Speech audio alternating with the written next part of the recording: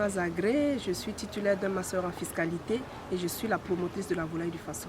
Alors qu'est-ce que la volaille du Faso? La volaille du Faso est une entreprise qui se spécialise dans la production et dans la commercialisation de poulets. Donc nous avons des poulets locaux, des poulets de chair produits au Burkina et nous vendons également des lapins, des lièvres. Et présentement, nous avons commencé la transformation de ces produits-là. Donc, nous avons des merguez, des saucisses et des saucissons faits à partir de la volaille. Nous commercialisons également des œufs, du gésier, surtout le gésier qui est très très bien apprécié. C'est une opportunité que j'ai saisie. Voilà, j'ai une amie qui commercialisait de la volaille, mais de façon temporaire. C'était juste pour les fêtes. Et moi, je l'aidais parce qu'elle sait que j'ai vraiment un bon relationnel. Donc, moi, je l'aidais à commercialiser les poulets là. Et à un moment donné, elle a vu que c'était vraiment grand, qu'elle a décidé de me donner quelque chose sur chaque poulet. Voilà, donc j'avais 250 qu'elle me donnait sur chaque poulet. Donc voilà, en une semaine, pendant les fêtes de fin d'année, en une semaine, j'ai pu avoir plus de 100 000 francs. Donc le déclic est né et je me suis dit, voilà, pourquoi pas en faire une activité secondaire. Parce que j'étais déjà en poste dans une ONG.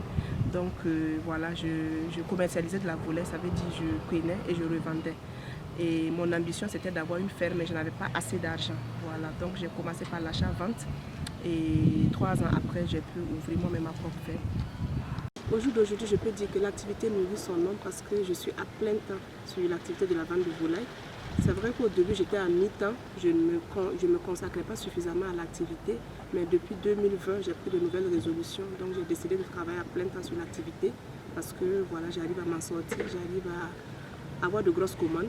Et j'emploie au jour d'aujourd'hui 10 personnes, donc c'est des pères et des mères de famille qui arrivent également à s'en sortir. Donc je peux dire que l'activité nous dit son nom.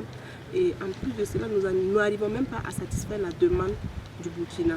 Voilà, tellement la demande est forte, donc nous n'arrivons même pas à satisfaire la demande. Donc deux fois même, il y a certains producteurs qui sont obligés d'importer la volaille pour satisfaire certaines demandes. En moyenne, je dirais que je vends entre 50 et 100 poulets par jour, en moyenne. Nos potentiels clients, c'est les restaurants, les hôtels et les particuliers également qui payent nos produits. Voilà, nous avons également des revendeurs, donc nous donnons ces produits en gros et puis ces revendeurs-là se chargent de faire la distribution. Et femmes et entrepreneuriat, c'est vrai que c'est pas simple, mais voilà, avec du courage, de l'enthousiasme, nous pouvons vraiment toujours y arriver. Et entreprendre n'est pas une chose aisée. Et quand on est encore femme, c'est souvent difficile parce qu'il faut savoir concilier la famille et puis les activités. Voilà, donc il ne faut pas s'adonner tout le temps aux activités et puis délaisser la famille. Mais je pense que la femme peut, parce que la femme a quand même du courage et quand elle veut quelque chose, elle met vraiment tous les moyens pour y arriver. Nos principales difficultés, c'est le problème de financement parce qu'avec les banques, ce n'est pas toujours aisé parce que le taux de financement est quand même élevé. Des fois, les taux vont de 5 à 8%, donc ce n'est pas facile pour nous. Et également, nous avons des difficultés pour accéder à la ferme pendant l'hivernage parce qu'elle est quand même loin de la voie bitumée, elle est au moins à 4 km. Donc souvent l'accès est compliqué. Et également avec l'insécurité qui est là, c'est difficile parce que quand il n'y a pas assez de clients dans les hôtels, dans les restaurants, nous ça se répercute sur nos activités parce que pas de clients, pas de consommation de poulet. Donc voilà les principales difficultés que nous rencontrons dans nos activités. Voilà, comme conseil que je donnerai à la jeunesse burkinabé, c'est de commencer tôt l'entrepreneuriat.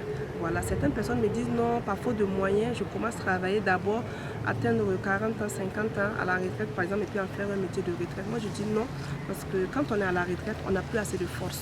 On n'a plus assez de force, on n'a pas trop d'idées. Et également, côté relationnel, voilà, pour vos amis à qui vous pouvez vendre ces produits, c'est qui? C'est des retraités également. C'est pas évident qu'ils aient l'argent pour payer vos produits. Quand on est jeune, on a encore beaucoup d'enthousiasme, on a du dynamisme.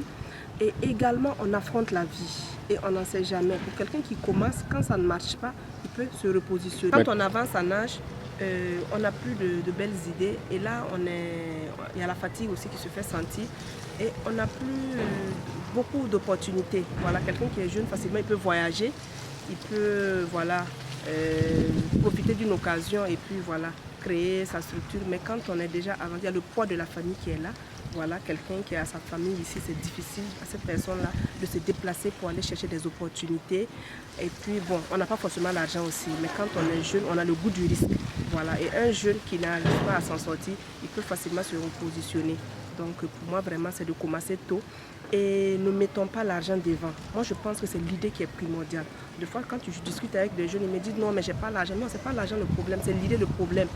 C'est vrai qu'on a notre entourage qui est là et vous savez, on peut commencer à moindre coût. Moi, par exemple, je vous ai dit que j'ai commencé, je faisais l'achat-vente et je n'avais même pas l'argent pour payer les poulets. Je m'entendais avec un producteur, je prenais ses produits, je revendais et je lui remettais l'argent. Donc, vous voyez, il y a pas mal de produits aujourd'hui qu'on peut faire ce genre de business-là. Voilà. Ça veut dire quand il y a la confiance qui est établie, on peut juste prendre, revendre et puis reverser. Là, on commence petit à petit et puis bon, voilà, au bout d'un certain temps, maintenant, on peut asseoir soi-même son entreprise. Sinon, c'est difficile. Pour un démarrage, c'est difficile de prendre un crédit et c'est difficile également d'avoir l'argent pour commencer. Mais quand vraiment on a la bonne idée, on est sûr de son idée, on peut aller. On peut aller. Il suffit d'avoir vraiment un mentor qui va nous accompagner, qui va suivre nos activités et qui surtout qui va nous donner des conseils. Donc, je pense que c'est permis, quoi. C'est permis vraiment à tout jeune de commencer.